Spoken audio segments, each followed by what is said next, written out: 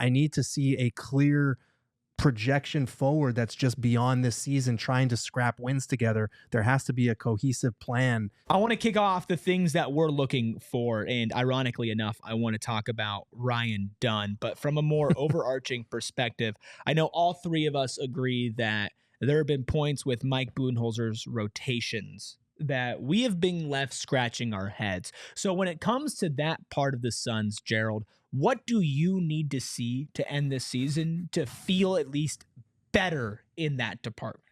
I need to see a more clear pattern in terms of what is going on with the rotations, because I think that's the frustrating part for me.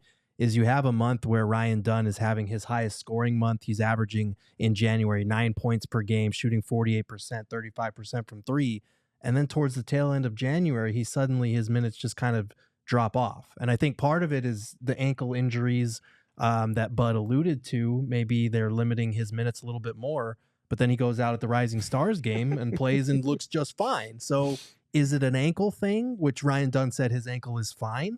Or is it a Bud not really trusting the rookie at this point, just like we've seen happen with Oso Ighodaro? It doesn't make sense to me. I want to see some clear evaluation. I want to see them giving Ryan Dunn and Oso Ighodaro enough run to be able to get a better idea of year two. What can we expect these guys to reasonably contribute? I want to see Cody Martin, the newcomer. Is he a guy that we want on this team beyond this season? Because his salary for next year is fully non-guaranteed. So do we want to just save some cap space and try and get within reason of the second tax apron? Or do we see him as a guy who can help us next year? I want to see a more proper evaluation of Nick Richards and stop benching him for Mason Plumlee, who's on a vet minimum contract that expires this summer. Is he a guy that could potentially be our starting center? And if not, how much do we like him in that backup role? What can he provide for us? A clear projection forward that's just beyond this season, trying to scrap wins together. There has to be a cohesive plan in terms of what we're doing here, because right now, and no offense to Ty Washington, he's played well. By all accounts, he's earned his minutes. Like, him getting minutes over Monte Morris doesn't make sense to me if you're trying to win right now. If you're trying to look ahead to the future, why is Ty getting minutes over both of your rookies that you drafted this year? There just doesn't seem to be any cohesive plan to his strategy right now. Yeah, if we're keeping it on the Ryan Dunn topic, there's no reason why that young man should not be playing and playing as much of a minutes load as he can take on a daily basis.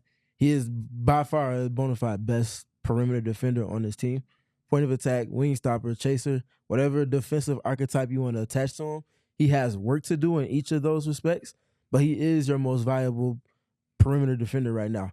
For that reason alone, flaws and all, he has to play for this team. They're simply better with him on the court defensively in terms of personnel than they are without him. Yeah. Whether they end up switching, which a lot of teams do, set a pre-screen, get him off of the initial ball handler, and then get into their primary action, he's still a better help defender than anybody not named Kevin Durant on this team. And the length, in addition to that, just speaks for itself. So there's no reason, no rhyme, no reason why he shouldn't be playing. And one of the paths out for this team beyond this season is internal development. You heard that a lot with McHale, with Cam, with DeAndre Ayton, with campaign. Is like you almost thrived and completely lived off of internal development for this team. And it did feel like it kind of hit a point with Coach Bud where he just kind of threw his hands up.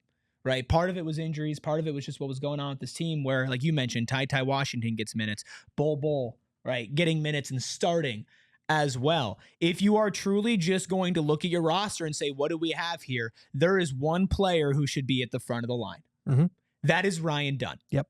And if he's not, then you're doing not only yourself currently a disservice because he brings you value, but this is one of the players that if you're going to build a championship team, a contending team around Devin Booker, you need to capitalize on this guy when he's on his rookie contract. Because with his skills and his development, if you don't let him develop now, you're not going to get the type of value that you're going to need out of him for a team that's going to be hamstrung by all sorts of money restrictions, because we know if they do get under that second apron this summer, they're going to do whatever they can to get back over it. Yes. And you're still going to need Ryan Dunn. He needs to play more.